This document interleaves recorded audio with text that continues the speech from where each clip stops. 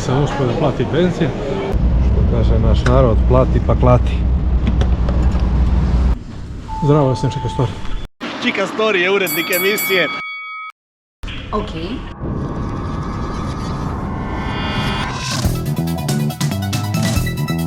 Na putu sam 8 dana. Cilj mi je da stignem do Atlantskog okeana. Do povratka kući imam još 22 dana. Otkriću vam gde sam proveo prethodna 3 dana. Dobro jutro, dobri ljudi. Nalazim se u Francuskoj, na Azurnoj obali. Idem dalje, ka Barceloni, ka Kataloniji. Danas popodne stupam na Pirinejsko poluostrvo.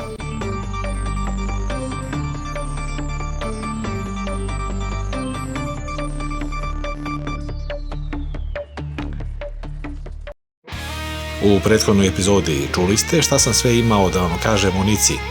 Ako vas interesuje kakva je bezbednost, mogu reći da je Nica generalno bezbedan grad.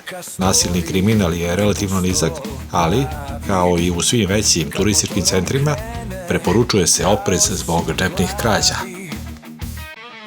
U današnjoj epizodi izneću svoje mišljenje da li je isplativo izbeći autoput od Nice do Barcelone, a otkriću vam i da li postoji, i ako postoji, koja je alternativna ruta od Beograda do Barcelone.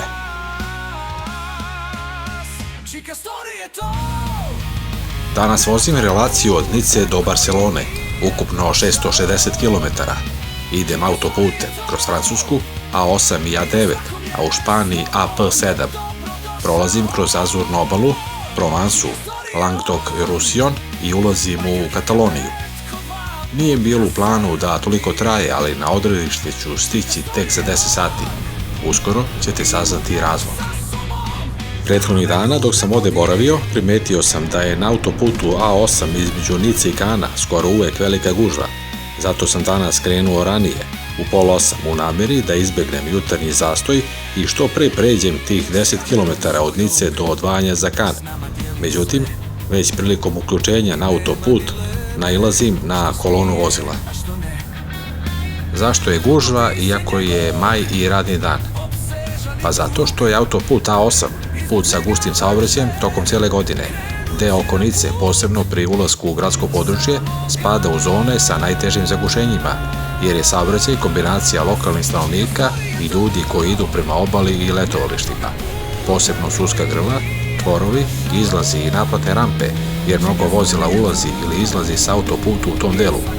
Pored toga, često se desi da je na nekim deonicama jedna traka zatvorena u sklopu radova i preusmeravanja, što dodatno remeti protok. Sa moje suprotne strane, u smeru prema Nici, vidite da je velika gužva. To su ljudi koji rade u ili oko Nice i koji žive u prigradskim naseljima. Oni svakodnevno koriste autoput i to stvara gužve u jutarnjim i večernjim špicevima. Korišćenje autoputeva u Francuskoj se naplaćuje. Nailazim na prvu naplatnu rampu danas, a bit će ih 10-ak do Španije. Postavlja se pitanje zašto je to tako. Pa zato što je sistem naplate u rukama privatnih kompanija i koncesionara koji održavaju autoputeve. Naplata putarine je njihov glavni izvor zarade za održavanje, izgradnju i usluge, što dovodi do postojanja mnogo stanica za naplatu, čak i na otvorenom pravcu.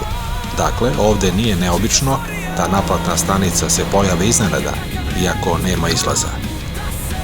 Pratim tablu za Marsej, uskoro će se po prvi put pojaviti i putokaz za Barcelonu. Autoput između Nice i Kana, kojim sam malo pre prošao, je geografski zamišljen na granici između Azurne obale i Provanse. Od Kana do grada Arles vozim kroz Provansu. Ovaj segment me vodi kroz mirnije i široke predele, sa vinogradima, poljima lavande i otvorenim pejzažima, što je u kontrastu sa gustim urbanim zonama na Azurnoj obali. Provansa je oblast na jugoistoku Francuske koja je bila pod uticajem starih kultura, grčkih kolonista, potom Rimljana, a kasnije i drugih, sve dok ova oblast nije postala deo Francuske. Bogata mešavina mediterana i srednjeevropskih uticaja se odražava u arhitekturi, kulturi, gastronomiji i načinu života. U unutrašnjosti, ali i u manjim gradovima, zadržan je stari ritam, tradicionalna pijaca, lokalna hrana i mirniji ambijent. Reljef Provanse je raznolik, od mediteranske obale i gradova na moru, do brežuljaka i vinograda. Provansa je poznata po vinima, posebno po roze. Ova oblast ima slojeve istorije vidljive na svakom koraku, od rimskih ruševina, antičkih gradova do srednjovekovnih sela i zgrada. Nailazim na još jednu naplatnu rampu nasred autoputa. Cene nisu male. Da vas podsjetim, gde sam se uputio. Za nekoliko sati ću ući u Španiju. Moje današnje odredište je Barcelona, glavni grad Katalonije, gde ću provesti 2 dana.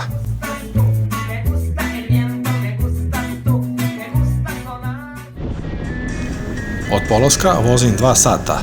Približio sam se gradu Aix-en-Provence. Uskoro pravim prvu pauzu. Nakon pauze na benzinskoj pumpi, govorit će o tome da li je uopšte isplativo izbeći autoput na relaciji Nica-Barcelona.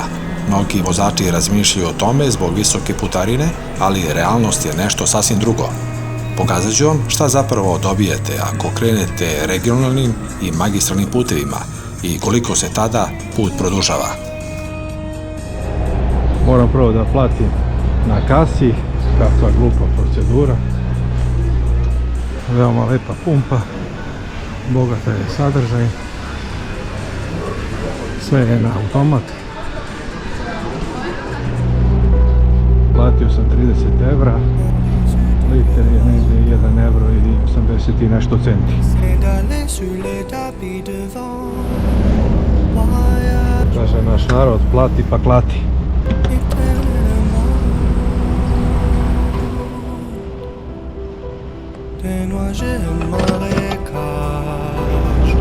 Ovdje ću napraviti i treću pauzu.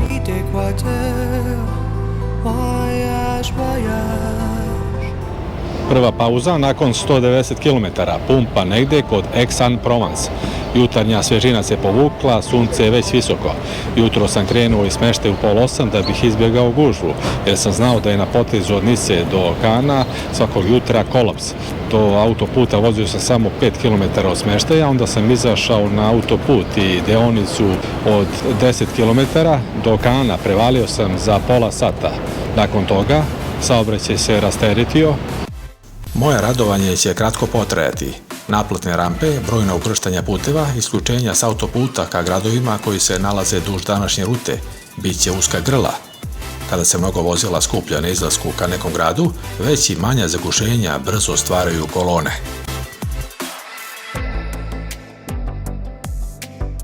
Do granice imam još dosta. Bacit ću još jedan pogled na mapu i palim, jer najlepše tek dolazi.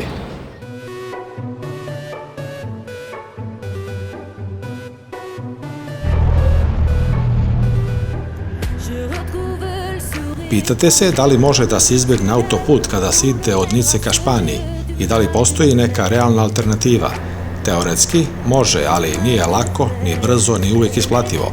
Postoje nacionalni i regionalni putevi koji prate obalu i unutrašnjost, ali oni su spori, puni i krivina, prolaze kroz mnogobrojna naselja, imaju semafore, kružne tokove i često su ograničenja brzine na 50 i 70 km na sat. Alternativa vožnje bez naplate putarine obično doda najmanje 30% dužine puta više u odnosu na relaciju kada se vozi autoputem. I ono važnije, vreme vožnje drastično skače. Ruta koja autoputem traje 7-8 sati bez putarine lako postane 13-14 sati vožnje, zavisno od gustine saobraćaja na konkretnim magistralama i u mestima kroz koja bi se prolazilo. U teoriji to jeste mogućnost za nekoga koji ima vremena i želi da putuje sporije, ali u praksi za brzu i efikasnu relaciju od Nice do Španije autoput je i najjednostavnije i najlogičnije rješenje. Alternative postoje, ali nisu ni kratke ni brze i više su za uživanje u pejzažu nego za dolazak na odredište u razumnom roku. Evo me kod mesta Arles, koje je posljednje mesto u Provansi. Nalazi se u departmanu ušće Rhone. Arles ima 50.000 stanovnika, ali ovo je najveća francuska opština po površini, čak 7 puta veća, verovali ili ne, od Pariza. Ovaj rimski amfiteatar koji vidite izgrađen je u 1. veku pre nove ere za gladijatorske borbe. Imao je preko 20.000 sedećih mesta i u današnje vreme je vrlo popularan jer se ovde održavaju borbe sa bikovima i koncerti. Prelazim preko mosta na reci Roni koja se nakon prolaska kroz grad deli na dva rukavca i pred ušće u Sredozemno more stvara oblast delte pod imenom Camargue koja se nalazi u opštini Arles, pa je zato ovo veliko prostranstvo.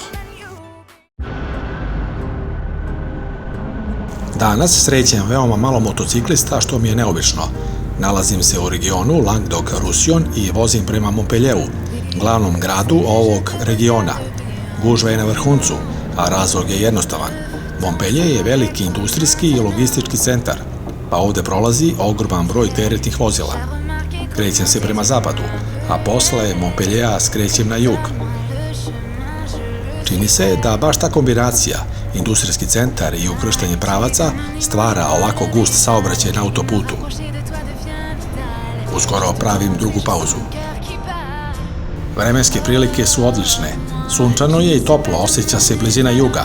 Vazduh je suv, a temperatura je najzad porasla. Pre polaska iz Srbije nadao sam se da će biti toplije vreme, ali iako je kraj maja, do danas nije bilo baš pretoplo. U ovom trenutku more je udaljeno svega 10 km i taj mediteranski uticaj se jasno osjeća dok vozim ovom deonicom. Evo me kod Montpelliera, pauza broj 2. Vožnja od Aix-en-Provence do ovde bila je prenaporna. Nikada do sada nisam vozio po većoj saobraćajnoj gužvi, pa me da ti stane. Francuski autoputevi su postali pretesni za ovoliki broj vozila. Više sam se provlačio između vozila nego što sam držao pravac. Nalazim se na polovini današnjeg puta. Do Barcelone imam još 340 km. Okrećem ka jugu. Intenzitet saobraćaja bi trebao biti manji, tako barem pokazuju Google mape. Evo i na mapi da pokažem gde se nalazi. Do Barcelone još 3 sata 37 minuta, odnosno 344 km. Ovo je trenutak da se setim gde sam krenuo. Cabo da Roca, najzapadnija tačka Evrope, a iza mene Beograd, Slovenija, Italija, Azurna obala. Ispred mene Pirineji, Španija, Barcelona.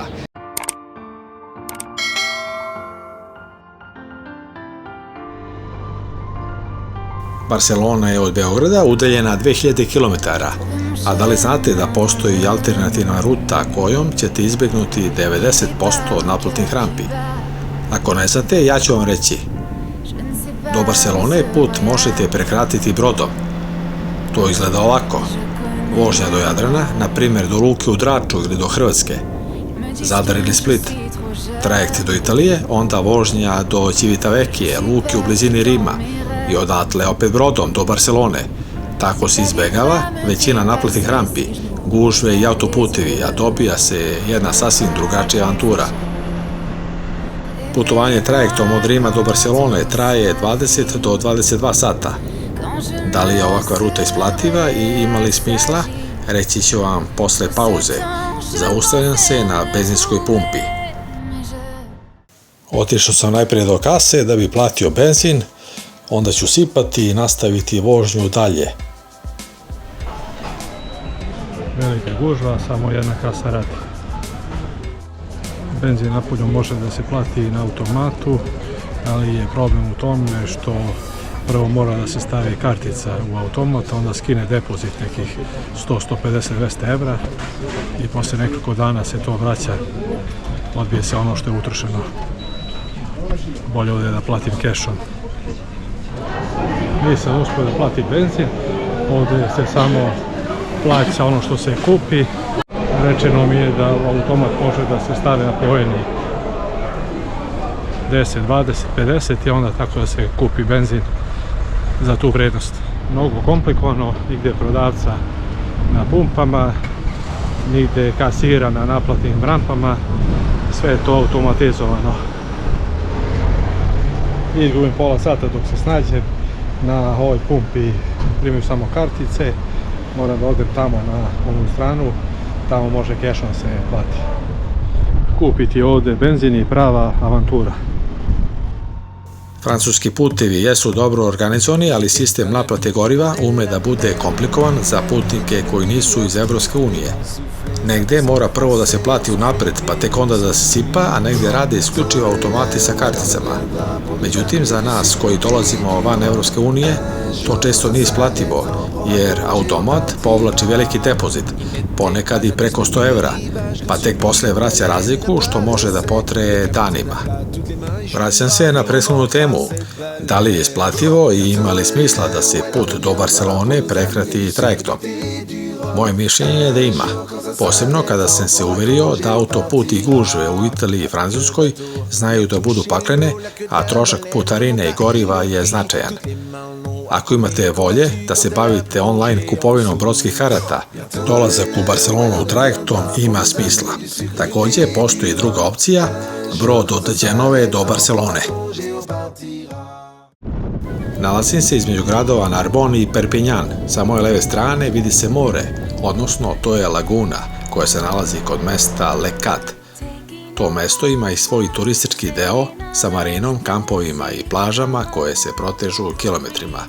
Ovo područje je mirno i idealno je za kratki predah, pogotovo kada se vozi duž autoputa prema Španiji.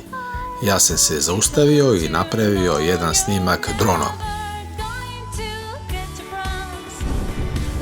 Blizu sam granice sa Španijom i saobraćajne gužve više nema.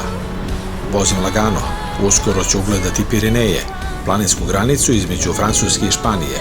Prostiru se u dužini od 450 km, od Mediterana sve do Atlantika.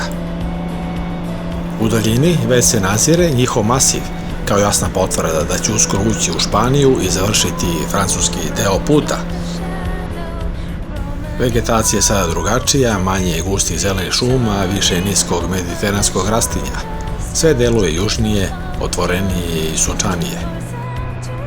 Stižem na posljednju naplatu rampu u Francuskoj.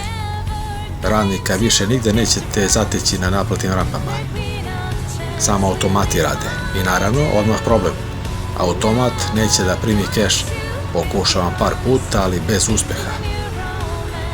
Na kraju vadim karticu i njom plaćam putarinu. Nije idealno, ali dobro je da sam je imao pri ruci, inače bih ostao blokiran na rampi.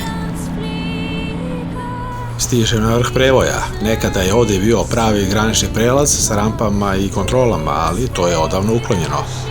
Danas je ostala samo prazna zgrada i put koji slobodno prolazi kroz Pirineje. Napuštam Francusku i ulazim u Španiju, bez zaustavljanja.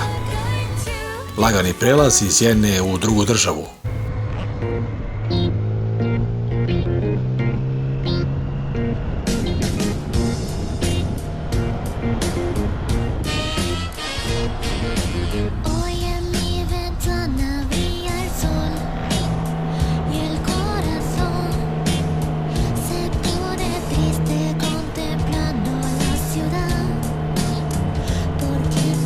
Evo me u Španiji, na autoputu AP7, autopista dei Mediterano. Vozim prema Barceloni. Od 2021. godine Španija je ukinula putarinu na ovom delu i to važi za sve kategorije vozila. Razlog je jednostavan. Do tada je ovaj deo autoputa bio pod koncesijom privatne kompanije koja je naplaćivala putarinu. Kada je koncesija istekla, država je preuzela upravljanje autoputem i odlučila da ga otvori besplatno za sve korisnike. To znači da više nema rampi, nema čekanja, nema plaćanja. Put je potpuno slobodan. Zaustavljam se na benzinskoj pumpi. Išao sam prvo do prodavca, platio sam 30 evra i sada sipam.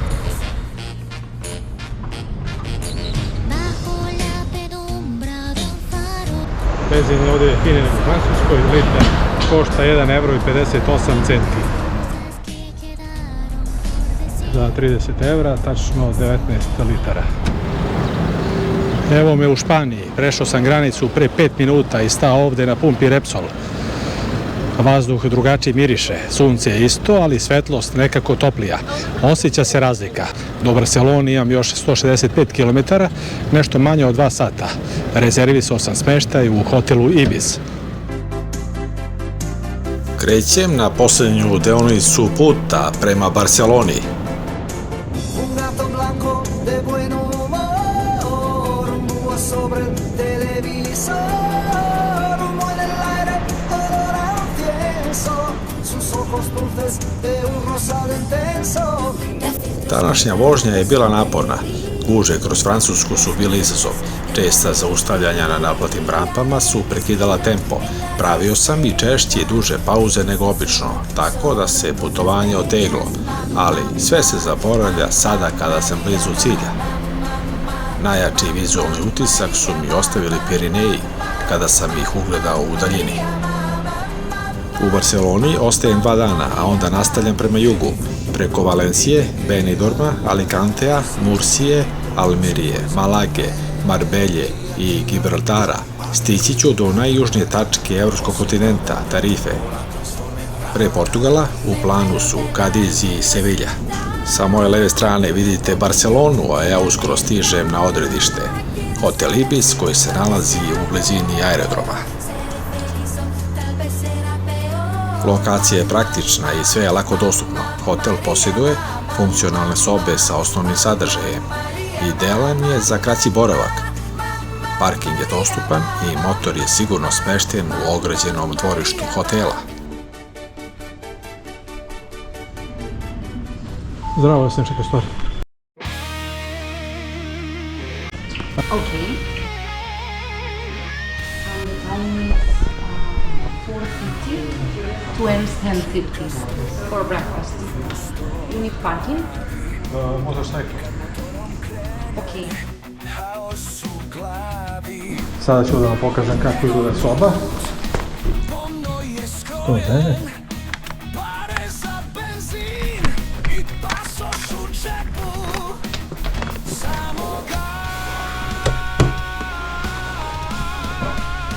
To je klasična niskobudžetna soba.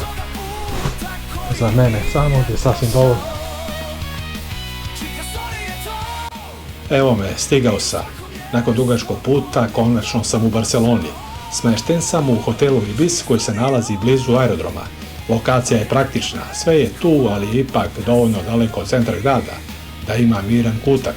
Hotel je jednostavan, ali udoban. To bi bilo sve za danas, a u narednoj epizodi vodim vas kroz Barcelonu. Hvala na pažnji i svako dobro.